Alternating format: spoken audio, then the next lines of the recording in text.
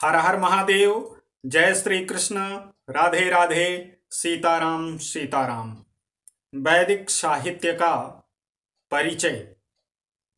विदन्ति जानान्ति विद्यन्ते भवन्ति विचारेति सर्वे मनुष्याः सत्य विद्यां यै वा तथा विद्वांसाश्च भवन्ति ते वेदाः। अर्थात जिनके द्वारा सारी सत्य विद्याएं जानी या प्राप्ति की जाती हैं तथा जिनसे विद्वानों का ज्ञान होता है वे वेद कहलाते हैं। इष्ट प्राप्त्य अनिष्ट परिहार अलौकिक उपायम यो ग्रंथो वेदयति सा वेदाः। सायणाचार्य के अनुसार वेद इष्ट की प्राप्ति और अनिष्ट के परिहार के अलौकिक उपायों को बताने वाले ग्रंथ कहलाते हैं। वैदिक साहित्य का सर्वप्रथम ग्रंथ वेद है। वेद का अर्थ है ज्ञान।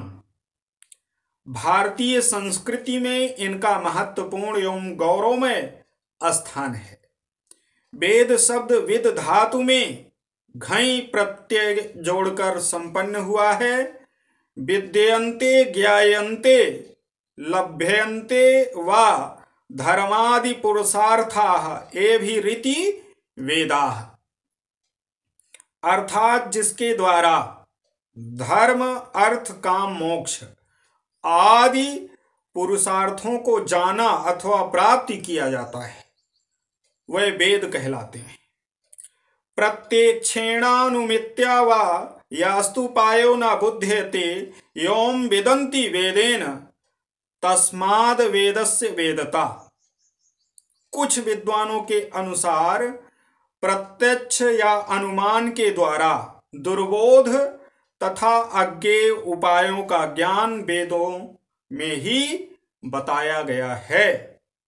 अर्थात वेदों का वेदत्व प्रत्यक्ष या अनुमान के आधार पर दुर्बोध और अज्ञेय का ज्ञान कराता है।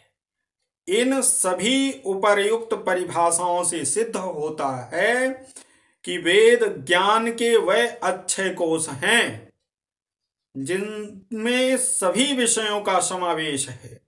मनुस्मृति में भी कहा जाता है वेदो अखिलो धर्म मूलम। अर्थात वेद समस्त धर्म का मूल है। वेद परमात्मा के निश्वास माने गए हैं। यस्य निश्वासितम वेदाः।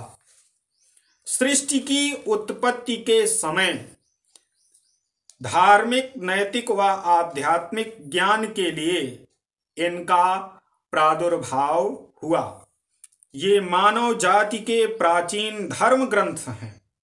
अतः वेद उस समय की संस्कृति सभ्यता धार्मिक मान्यताओं रीति रिवाजों आदि को जानने के एकमात्र स्रोत हैं। वेद धर्म के स्तंभ हैं। इहलौकिक और पारलौकिक दोनों प्रकार के सुखों की प्राप्ति के स्थान वेद ही हैं। ये ही उचित और अनुचित के निर्देशक हैं, कर्तव्य के उद्बोधक हैं, सुख शांति के साधन, ज्ञानालौकिक के प्रसारक तथा निराशा के विनाशक भी वेद ही हैं। भारतीय संस्कृति के अनुसार वेद निंदक को नास्तिक कहा गया है। अर्थात नास्तिको वेद निंदकाः। वेद साहित्यिक रूप से भी अधिक महत्वपूर्ण है। महाकाव्य, गीति काव्य, गद्य काव्य, नाटक, आख्यान, साहित्य आदि काव्य की सभी विधाओं की उत्पत्ति में वेदों का सक्रिय योगदान रहा है।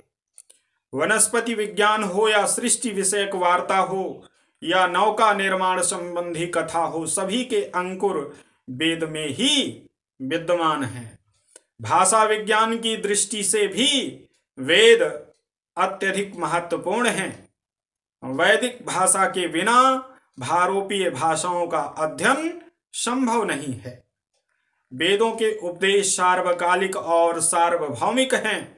वेद ही सभी भारतीय भाषाओं और सभी भारतीयों को एक सूत्र में बांधते हैं। वह भारतीयों के प्रकाश स्तंभ हैं तथा भारतीय परंपरा में उन्हें शब्द प्रमाण के रूप में स्वीकार किया गया है। वेदों की संख्या 4 है: ऋग्वेद, यजुर्वेद, सामवेद और अथर्ववेद।